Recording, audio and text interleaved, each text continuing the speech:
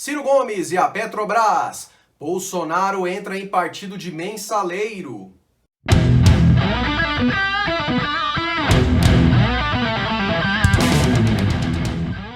Fala pessoal da Ciro Progressista, aqui estou eu de novo, Paulo Henrique Faria, para mais uma análise de conjuntura no canal para vocês, certo?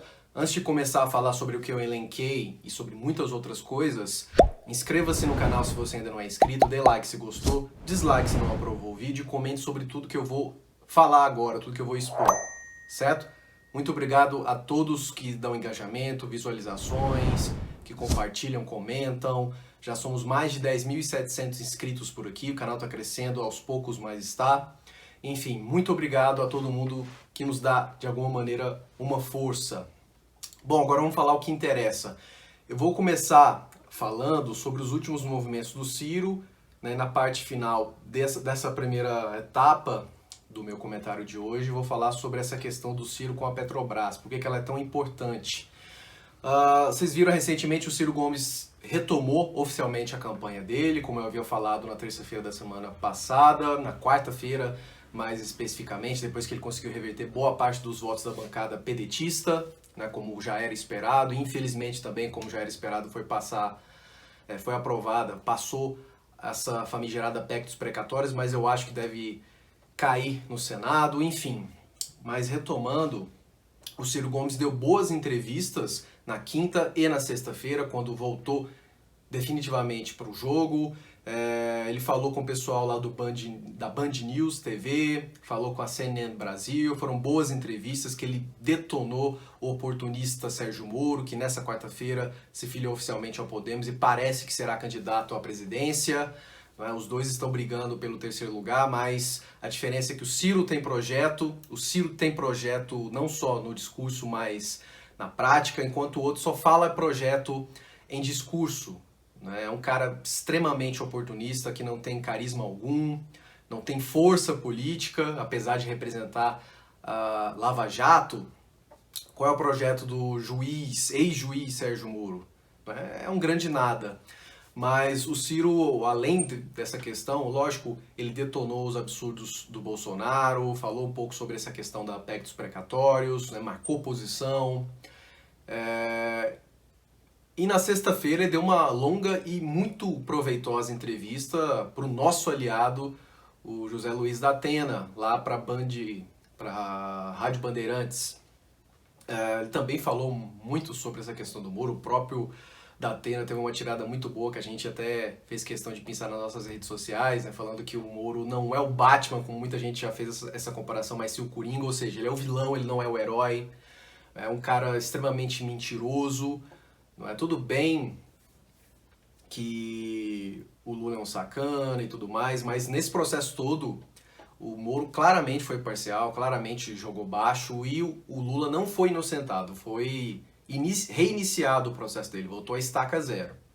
Muita gente do Partido dos Trabalhadores gosta de reiterar, falando que o Lula é inocente e tudo mais. Tudo bem, o Lula foi perseguido, mas ele não foi inocentado, certo? Então parem de fake news. Mas o Ciro detonou os três, como eu falei no Twitter, ninguém bate melhor em Bolsonaro, Lula e Moro como o Ciro Gomes. E não é só nessa questão de ser muito assertivo, de bater nesses erros grotescos desses três, mas é o único que apresenta de fato um plano, um projeto nacional de desenvolvimento, que é o que o Brasil precisa experienciar aí nos próximos anos, nas próximas décadas. Há muito tempo o Brasil não sabe o que é isso e há muito tempo o Brasil não cresce de fato. Há muito tempo o Brasil está experienciando, como agora, uma estagflação ou um crescimento voo de galinha, como nos últimos 2 governos especialmente, não é? Mas assim, o Ciro voltou com tudo, voltou revigorado, essa é a leitura que eu faço, e vai voltar também com a ótima Ciro Games. Eu estou gravando um pouquinho antes, sempre antes dessa próxima edição, que vai receber a grande Priscila Cruz, que é presidente do movimento Todos pela Educação, com a Bruna Bellas, presidente da UNE, que foi covardemente atacada por pessoas de esquerda, não é, Zé de Abreu, não é petistas. A gente não esquece disso, viu, seus sacanas. Tudo porque não quis rezar a cartilha do São Lula, tudo porque ela propôs uma aliança, uma frente ampla nesses últimos protestos, especialmente daquele dia 12 de setembro. Mas muito boa essa retomada dessa live do Ciro Gomes. Vamos ver quais serão os próximos convidados. Eu espero que ele chame a Marina. Tá demorando a equipe do Ciro para chamar a Marina, que ontem falou lá com o pessoal do My News. E falando em My News, o Ciro vai lá na segunda chamada, na próxima segunda-feira, dia 22, para conversar com o Tabet, com a Mara Luque, com o Caio Blinder e o Lucas Mendes, que eram do Manhattan Connection. Eu até esperava que o Ciro fosse lá quando mudaram para a cultura, mas infelizmente acabaram o programa. Mas enfim, eles vão falar um pouco sobre essa conjuntura nacional, sobre a imagem do Brasil lá fora. O pessoal do My News está em Portugal, ontem falou com a Marina, como eu falei agora há pouco, e na próxima segunda vai falar com o Ciro Gomes. É isso, o Ciro Gomes tem que cada vez mais falar com a grande mídia, com a mídia especializada, voltar aí nos podcasts. Ele até anunciou aí que parece que iria falar de última hora com a CNN Brasil, mas foi remarcado. Nos próximos dias ele deve falar lá. Eu espero que ele vá no Ratinho. Ele tem que aparecer para o público. Ele tem que mostrar que, apesar da má vontade da grande mídia, dos ataques petistas, bolsonaristas e agora essa bobagem de ter Sérgio Moro como candidato à presidência, ele tem que mostrar a que veio. Ele tem que aparecer para o grande eleitorado. Saiu uma pesquisa recente do Exame que mostrou ele em terceiro lugar, com 10, 11%, muito parecido com os resultados do último Datafolha, que está demorando para sair, inclusive. Né? Mas é isso, o Ciro está no caminho certo e vamos ver quais serão os próximos passos. Só para fechar essa primeira temática de Ciro Gomes, vocês viram, demorou um pouco porque o Ciro congelou a campanha, mas enfim, na última sexta-feira e ontem, na segunda-feira, o Ciro postou os 2 primeiros vídeos dessa série muito boa sobre a Petrobras. Na sexta-feira ele falou sobre os rombos dos últimos governos, especialmente desse de Jair Bolsonaro, e ontem, de maneira muito didática, ele mostrou que tudo é cobrado em dólar, nessa questão de gasolina, de combustíveis, né? Basicamente, até os trabalhadores ganham real, mas gastam em dólar, né? Por isso, essa dissonância tão grande, né, do que você ganha e o que você consome, né? Enfim, o Ciro está no caminho certo e a Petrobras ela é muito importante, ela é estratégica para o nosso país, ela é a principal estatal que foi criada pelo Getúlio Vargas, que apesar do senhor Fernando Moraes achar que o São Lula vai superá-lo, não nessa vida, o Getúlio Vargas deixou esse legado para o país que foi defendido pelo JK, pelo Jango, pelo Brizola e agora por Ciro Gomes. E a gente tem que seguir esse caminho. Eu até fiz um meme, postei aqui para vocês do canal, né, mostrando que o Lula não defende coisa alguma a Petrobras, né, ele é um boquirroto, ele é um hipócrita. E para além dos discursos, da retórica progressista, esquerdista, a Petrobras é importante porque ela nos dá condições de crescer, de desenvolver. Lógico que a gente não pode deixar, não pode admitir de jeito nenhum essa roubalheira, que não é só no governo Bolsonaro, também teve no Temer, na Dilma, no Lula, no FHC e companhia. Mas, além disso, a gente não pode deixar que esses sacanas esvaziem a Petrobras, difamem a Petrobras para vender a toque de caixa, a preço de banana. A gente não vai permitir isso. E o Ciro já falou que se por um acaso fizerem esse absurdo e ele for eleito presidente na sequência, ele vai retomar, ele vai reestatizá-la, certo? Então é isso. A gente tem que defender essa grande empresa, a gente tem que defender essa joia governamental, não é? Que passa governo entre governo, ela tem que continuar, não é? Porque os patriotas, os soberanos, de fato somos nós, trabalhistas. Bom, e para fechar esse vídeo dessa terça-feira, lógico, vou falar aí sobre o Bolsonaro.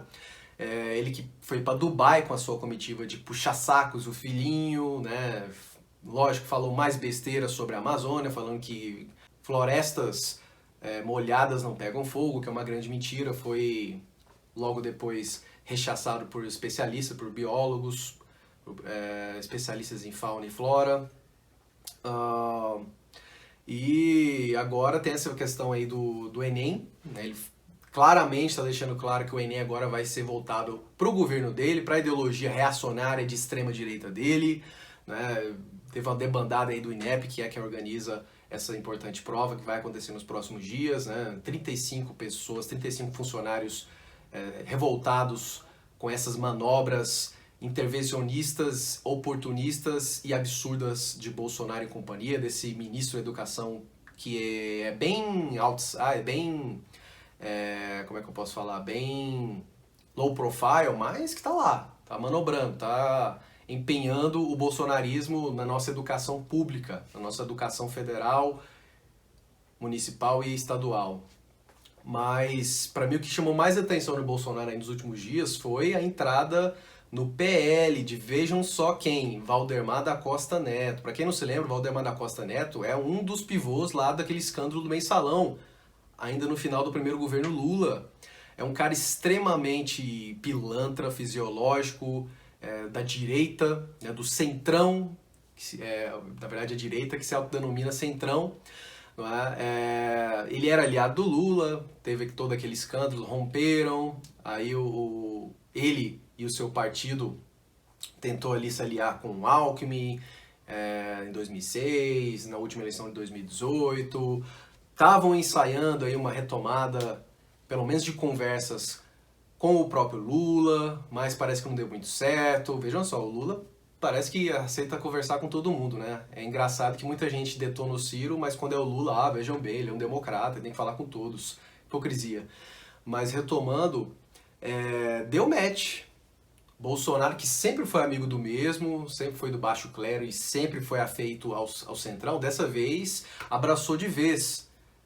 Dessa vez ele, de fato, olha, eles queriam que eu fosse pra onde? Pro PSOL? Eu sou do centrão, eu tenho que abraçar o centrão. É isso, gente. A máscara desse picareta já caiu. Não tem como mais ele defender a moralidade, a ética, a nova política. Ele é da velha política, ele é do sistema. Acho que tá cada vez mais claro isso, e esse movimento foi decisivo.